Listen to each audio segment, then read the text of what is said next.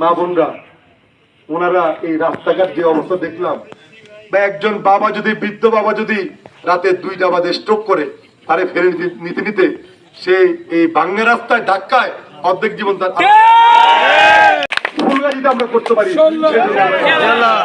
যাতে আমাদেরকে ফেরে যেতে না হয়, যাতে চিকিৎসার জন্য আমাদেরকে ফেরে যেতে না হয়, ছোটখাটো মোটামুটি ধরনের চিকিৎসা করে যাতে আমরা এই ফুলগাছিতে করতে পারি, পশুরামের মানুষ পশুরাম করতে পারে, ছাগলের মানুষ ছাগল করতে পারে, সেই জন্য আমরা কাজ করি।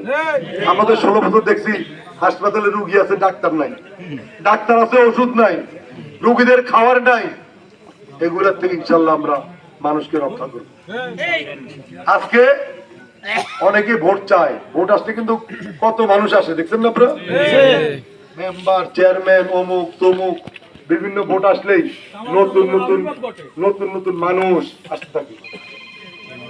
কেউ ভোট চাইতে আসে, কেউ তাদের সম্পদ রক্ষা করতে আসে, অনেকে এই 16 বছর বেগম খালেদা জিয়ার নামটা মুখ দিয়ে আনে নাই, এখন আবার খালেদা জিয়ার জন্য তাদের এত মায়া মমতা প্রত্যেকে আল্লাহ হঠাৎ করে তাদের দিলে এত মায়া মমতা দিয়েছে আমি জানি, হঠাৎ তাদের মায়া মমতা বাইরে গেছে।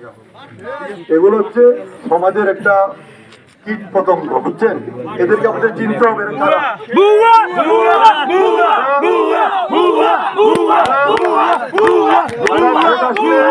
মানুষদেরকে মিথ্যা বক্তব্য দেয়, মিথ্যা প্রতিশ্রুতি দেয়, কারা ভোট আসলে মানুষের কাছে ঘন ঘন যায়, এটা আপনাদেরকে চিনতে হবে, জানতে হবে।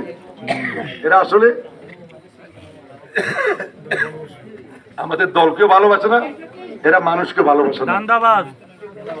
দেখেন যে কালকে যদি দলের একটা দুঃসময় আসে, এরা দেখবেন যে ঢাকা থেকে আর ওই এলাকার বর্ডারের খোঁজ করবে,